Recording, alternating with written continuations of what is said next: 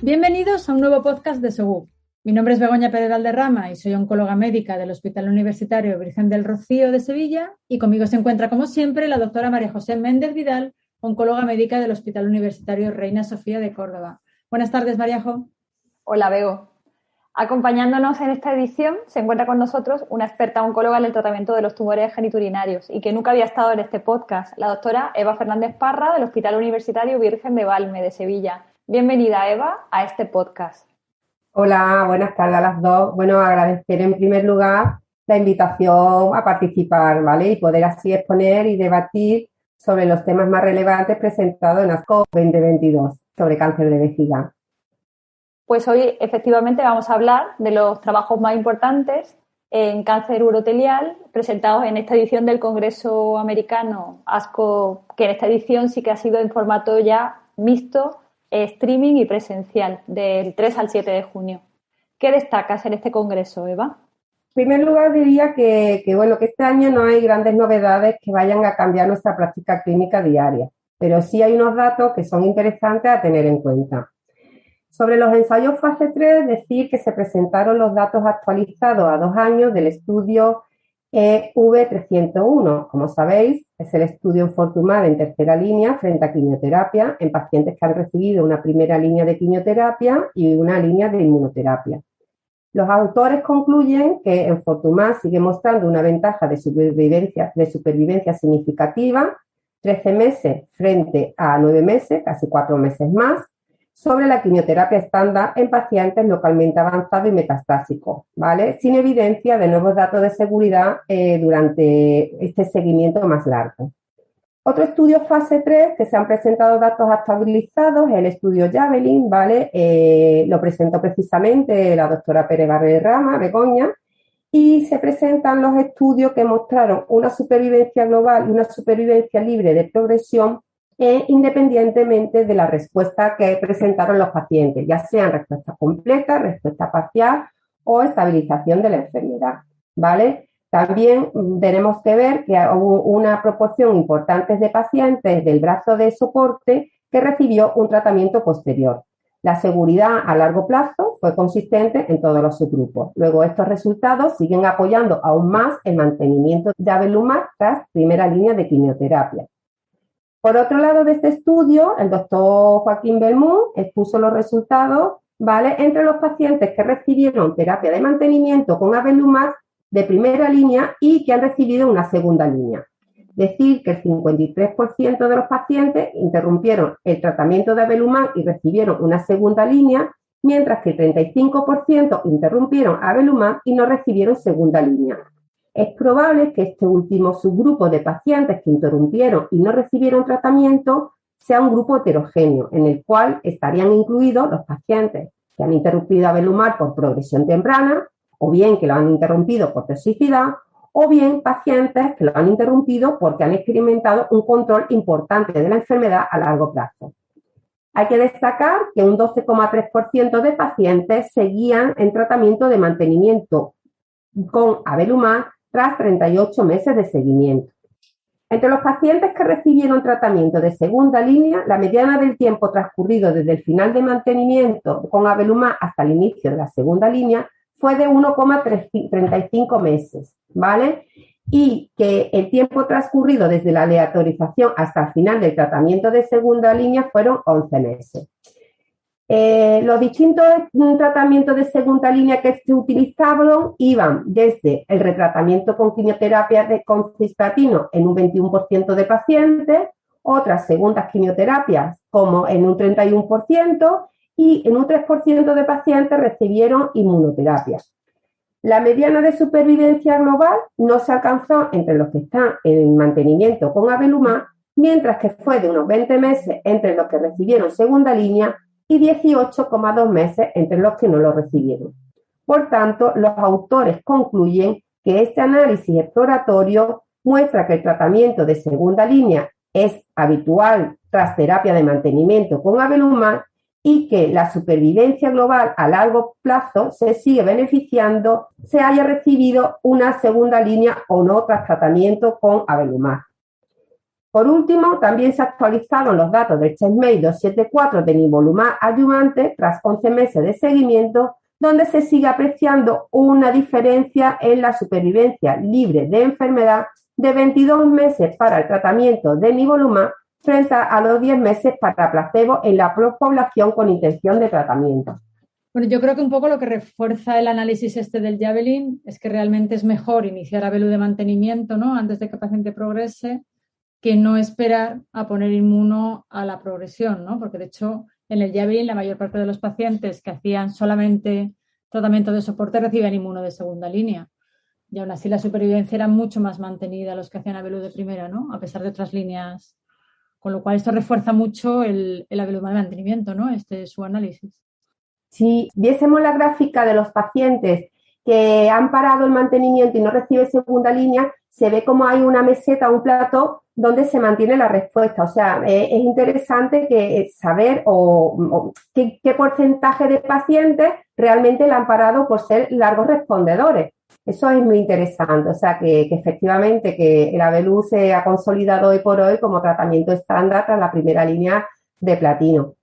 ¿Y no te llama la atención de los pacientes, el porcentaje, aunque era pequeño, que recibe inmuno después de progresión a Abelu? Sí, vamos, muchísimo. No sé en qué se basan el ponerlo. No sé, reciben atezo, recibe pembro y no sé en qué se basan y no sé en dónde lo dejan poner. Porque no me llamó la verdad que lo tuve que mirar porque no, pero sí, efectivamente, hay un porcentaje de pacientes pues que no sé si a lo mejor es porque, no sé, como Abelumab es un PD1, pues han querido a lo mejor cambiar a PDL1, no sé, porque ahí siempre, y si a lo mejor ha sido una toxicidad, aunque todos tenemos una toxicidad de clase, pues ve que tú vas a saber si es por la toxicidad y han pensado que cambiar de esquema de inmunoterapia teniendo a lo mejor una buena respuesta, pues no lo sé, no sé en qué se han basado, la verdad. Hombre, son aquí pacientes y es verdad que en la publicación no viene eso descrito, ¿no? Yo pensaría que son pacientes que han tenido que suspender Abelumab por toxicidad y luego a la progresión han tenido que poner lo que... Reproducir. Por eso, pero no puedes poner Abelumab porque no tiene indicación en Europa, pues pones pembro o atezo, ¿no? Quiero pensar eso. Aquí además se ha excluido de la secuencia después de Abelumab de mantenimiento en la reciente financiación. O sea que aquí en España, como tú dices, no se va a poder hacer. No quiero opinar sobre la financiación española. Y bueno, y con respecto al CheckMate 274, pues seguimos reforzando lo mismo, ¿no?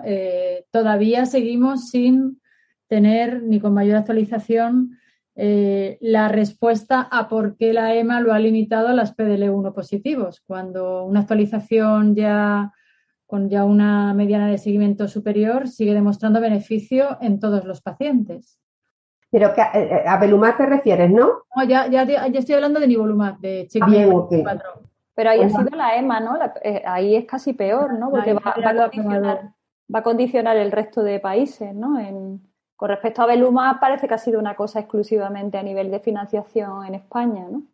A pesar de que a lo largo de todo el IPT comenta varias veces que no hay papel predictor del PDL1, es que justo en urotelio, es que yo diría que el PDL1 es que tiene resultados súper contradictorios tanto en primera línea como en segunda, como en adyuvancia, como en mantenimiento. No sé, la verdad es que se sacan unas cosas de repente que rompen las reglas del juego, la verdad. Yo creo que los estudios bien hechos y tienen ya sus estratificaciones y bueno, si salen que es para todo, es para todo. Luego no sé en qué se basan para decir que es para PDL1 positivo, no lo sé. Rompen las reglas del juego, que ahí ya nosotros como clínicos y como investigadores de ensayos clínicos, pues no sabemos por qué lo hacen, vamos. No, ahí no, yo creo que no podemos decir nada. Acatar, no podemos decir otra cosa, porque desde luego base científica no hay. Sí, total. Seguimos si quieres. Bueno, pues mira, comentaros, ya cambiando radicalmente de tema, pues voy a comentar sobre unos datos interesantes que se han presentado en cáncer de vejiga no músculo infiltrante refractario a BCG, ¿vale? Recordaremos que para estos pacientes los tratamientos deberían de dar lugar a un alto índice de respuestas completas, duraderas, que nos lleven a retrasar o a evitar la cistectomía y que tengamos bajas tasas de progresión a enfermedad musculoinvasiva, ¿vale? Se han presentado los datos finales de un estudio pivotal fase 2-3 para carcinoma no musculoinvasivo resistente a BCG, que es el estudio KIL 3032. El tratamiento con BCG, sabemos que en cáncer de vejiga no musculoinvasivo lo que induce una liberación de citoquinas que activan las células inmunitarias natural killer y células T y da lugar a la eliminación de las células neoplásicas y a una memoria inmunitaria contra el crecimiento posterior del tumor.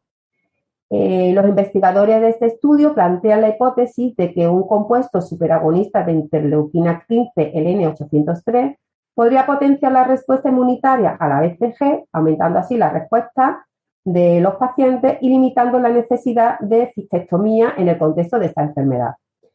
El estudio KIL 3032, ¿vale? Combina pues este compuesto, el N803, con BCG. Establece dos cohortes de pacientes, la cohorte A con carcinoma in situ más menos carcinoma papilar, cuyo endpoint principal de este brazo es la respuesta completa, y hay otra cohorte B que son los tumores papilares, únicamente papilares, sin carcinoma in situ, en donde el objetivo principal fue la supervivencia libre de enfermedad a 12 meses.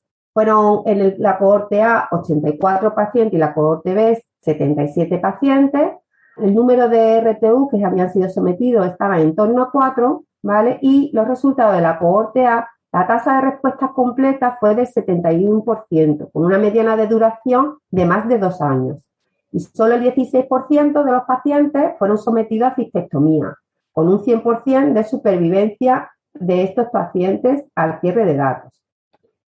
Hay que recordar, ¿vale? Por otro lado, que pembrolizumab demostró una tasa de respuestas completa del 41% en el estudio Keynote 057, por lo que en enero de 2020 la FDA lo aprobó para pacientes en tratamiento con BCG refractario que no eran candidatos a cistectomía o que habían optado por no hacerlo. El doctor Chamey realiza una comparación indirecta de los resultados de la cohorte A de este estudio, ¿vale?, frente a Keynote 057. En general, podemos ver, como hemos dicho, que los pacientes del N803 más BCG, la tasa de respuestas completas es del 71% frente a 41% de pembrolizumab, con una duración mediana de las respuestas completas de más de 26 meses para los pacientes de la combinación N803 más BCG, frente a 16 meses los pacientes que son sometidos a pembrolizumab. En la otra cohorte, la cohorte B, solo de tumores papilares, son pacientes que presentan una mediana de supervivencia libre de enfermedad de unos 20 meses, con un 94% de pacientes que evitan la cistectomía radical. En ambos grupos de pacientes, el perfil de toxicidad fue muy bajo al tratarse de un tratamiento local. Por todo ello, los autores concluyen que añadir N803 a BCG aporta un beneficio clínicamente significativo para los pacientes no músculo-infiltrantes que no respondían a BCG, con respuestas completas muy duraderas, evitando cistectomía y mejorando así la calidad de vida de nuestros pacientes. A mí este estudio es el que más me gusta de todo urotelio, vamos, yo creo que claramente es un fase 2, es verdad, pero es muy llamativo, ¿no? Tanto las respuestas, que es un porcentaje muy alto, la duración de más de 2 años, claramente superior a pembro, y luego el porcentaje de pacientes que evita cistectomía, ¿no? Con pembro creo que eran 50 y pico, y aquí son 84, o sea que realmente parece que esta combinación es muy beneficiosa. Yo estuve revisando un poco el fármaco que es como, bueno, es lo que ha dicho ella, un superagonista de interleuquina 15. Hay un fase 1 con este fármaco en monoterapia que parece que no tiene ninguna actividad. Y sin embargo, cuando lo combinas con BCG, fijaros, ¿no?, la actividad clínica tan grande que tiene. Y es llamativo porque realmente son pacientes que son refractarios ya a un inmunoterápico previo, porque el número de ciclos medio de BCG creo que era de 12, o sea, que son pacientes muy tratados y que, sin embargo, no entiendo muy bien qué aporta este fármaco a la combinación, ¿no?, cuando monoterapia no tiene ningún sentido. No quiero que me respondas, pero un poco... yo creo que bueno, son respuestas inmunitarias que a nosotros se nos escapan, me refiero que igual este superagonista pues desbloquea lo que está bloqueando para la resistencia a la BCG, ¿no? Y es como si lo volviera a hacer sensible, la sensación que uno tiene cuando ve el estudio, ¿no? Como si los pacientes dejan de ser insensibles a la BCG, a refractarios. Y eso seguro que es por las vías inmunitarias que yo, por ejemplo, desconozco, pero que seguro que va por ahí. Hombre, sobre todo, lo bueno de este estudio también es la toxicidad. Hacer un tratamiento local, pues, hombre, no es lo mismo poner Pembro, que por muy bien que se tolera, no deja de ser Pembro cada 3 semanas con sus efectos secundarios sistémicos, ¿no? Y esto, al ser todo local, pues es un tratamiento bastante manejable, ¿no? Y sobre todo, pues, por la seguridad de nuestros pacientes, al ser local, es algo que los urólogos manejarían bien, más que a lo mejor un tratamiento sistémico, ¿no? Y además las respuestas que son espectaculares, sobre todo, ya te digo, en el brazo de carcinoma in situ, casi un 71% de respuestas completas, va bastante bien. ¿A ti qué te parece el objetivo de estos estudios? Bueno, es cierto que es diferente en el de carcinoma in situ y en el de papilar, luego hacen un análisis combinado. ¿Y qué te parece? ¿Cuál te parece que debe ser el objetivo primario en estos estudios en los que hay? Porque estos pacientes realmente son candidatos a cistectomía. Pacientes de alto grado, fracaso BCG, el tratamiento, digamos, estándar sería cistectomía. ¿Cuál te parece a ti que debe ser el objetivo? Yo creo que evitar la cistectomía. Evitar la cistectomía y evitar, pues, o sea, de toda la vida, cuando empezamos siempre a estudiarnos el cáncer de vejiga, cuando terminamos la residencia o cuando estamos en la residencia, es qué es un T1 y qué es lo que queremos hacer qué es lo que hacen nuestros compañeros urólogos con el T1, para qué lo hacen. Y lo de siempre es evitar que pase de T1 a T2, eso es fundamental, y evitar la cistectomía en este caso. Entonces yo creo que eso sería lo fundamental. Porque, hombre, la supervivencia libre de enfermedad, si vuelve a tener T1, pues son pacientes que están sometidos constantemente a un tratamiento local y siempre con el riesgo añadido de poder pasar en un momento dado a un músculo infiltrante, ¿no? Pero si evitamos las respuestas completas, evitando, ya te digo, que pase de T1 a T2 y sobre todo respuestas completas evitando la cistectomía. Pues ya en los músculos infiltrantes, ¿vale? Yo ya no voy a destacar más nada. Sí, vamos a hablar, también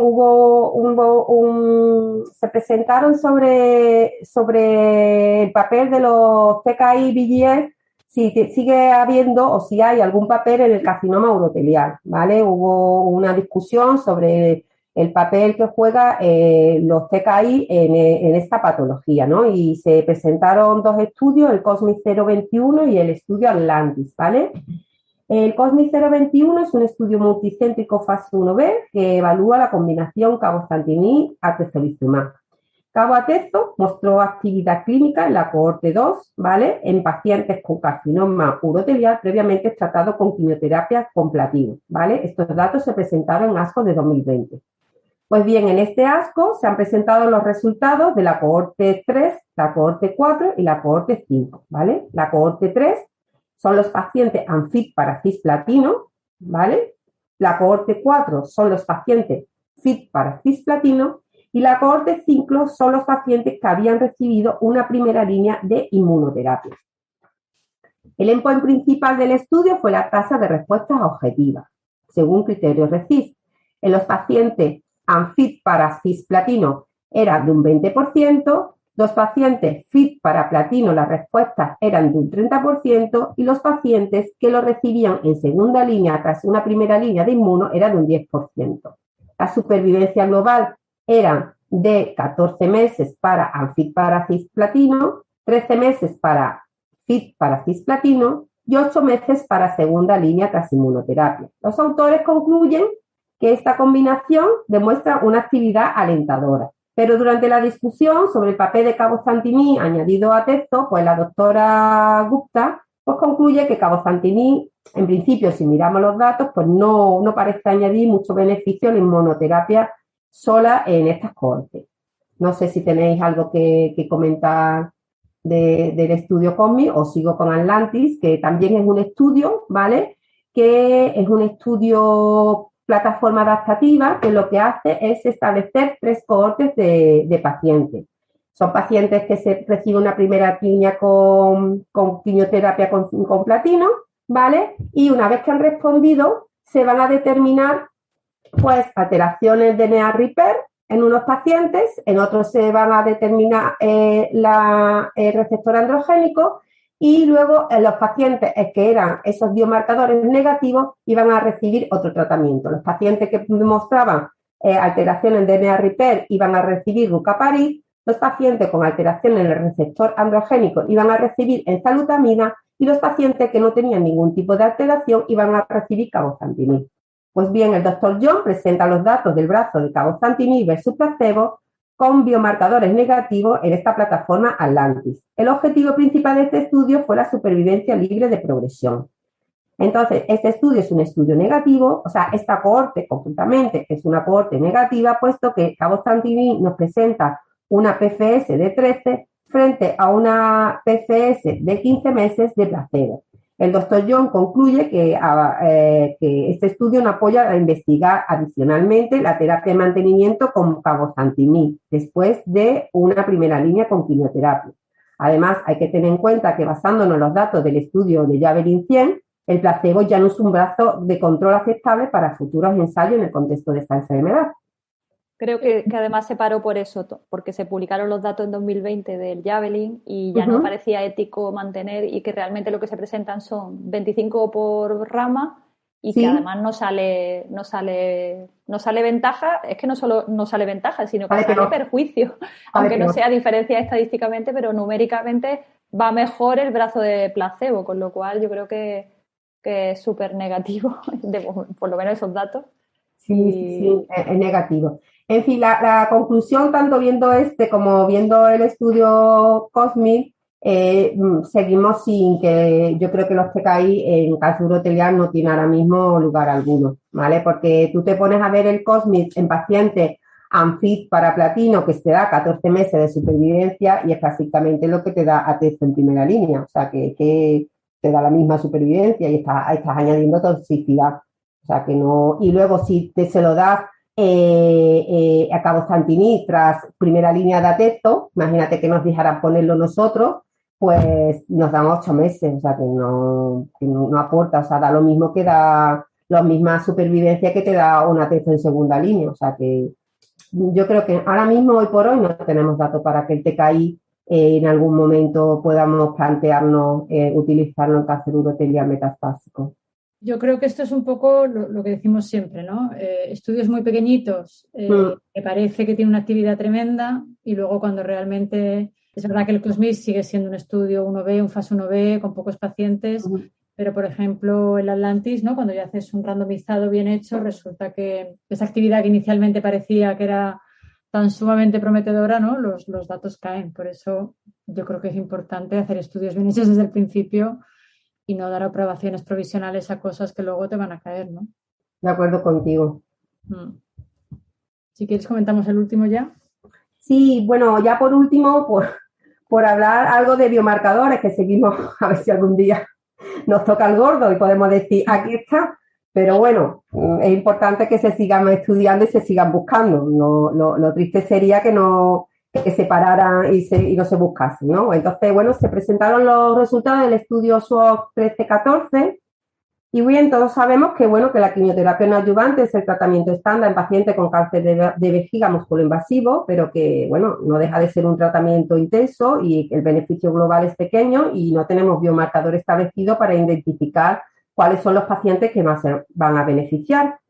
El objetivo de este estudio, ¿vale?, fue establecer y determinar la metilación de DNA libre en plasma en pacientes que recibieron quimioterapia neoadyuvante como marcador predictivo de respuesta.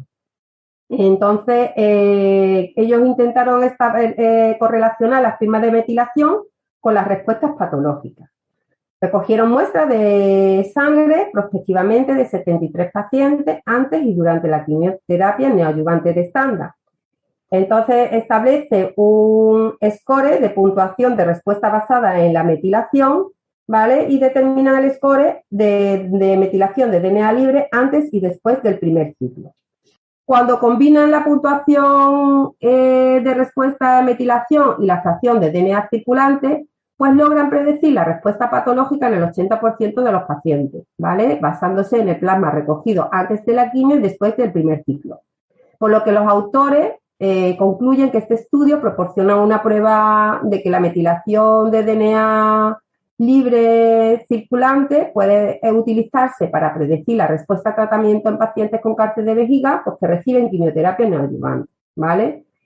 Y eso es lo único que hay así, que sobre biomarcadores. Ya por último, simplemente, pues, esto es lo más importante que se ha presentado en ASCO, decir que el grupo SOGU, que hombre, vamos a hacer patria, pues que presentó un estudio de preservación vesical fase 2, el Atezo Bladder Preserve, en que combina atezo con radioterapia en 14 pacientes, donde los autores concluyen que esta combinación pues, nos aporta un rango de respuestas completas patológicas muy importante, con un perfil de toxicidad seguro, ¿vale? Y yo creo que esto es lo más así que importante carcinoma urotelial que se ha presentado en ASCO de este año. Ha sido poco fructífero para lo que hemos tenido otros años, pero bueno, se hace camino al andar. Estoy de acuerdo contigo en que el tema de la biopsia líquida sí que parece apuntar, porque en ASCO de este año creo que se ha presentado también un trabajo en colon, adyuvancia guiada también por biopsia. Así que, bueno, aunque de momento estos datos habrá que comprobarlo, parecen prometedores y yo creo que sí que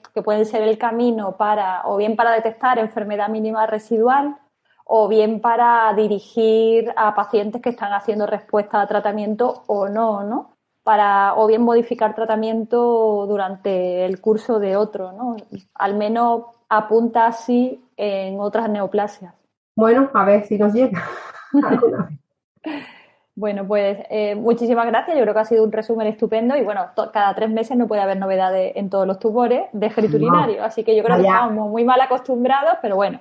No, hombre, en urotelio ya estamos contentos. Yo el otro día hice un repaso y entre que ahora la Velumab, luego la segunda línea, luego ya tenemos tercera línea y luego ya, vamos, ya, hombre, que ten en cuenta que nosotras empezamos retratando con platino. Así que imagínate. Y que hasta hace poco no hemos cambiado, hasta hace 4 o 5 años. Que nos estamos viniendo arriba entre una cosa y otra en urotelio. Bueno, pues muchísimas gracias, Eva, por tu resumen y sin más, nos despedimos hasta el siguiente podcast. Muchas gracias. Buenas tardes.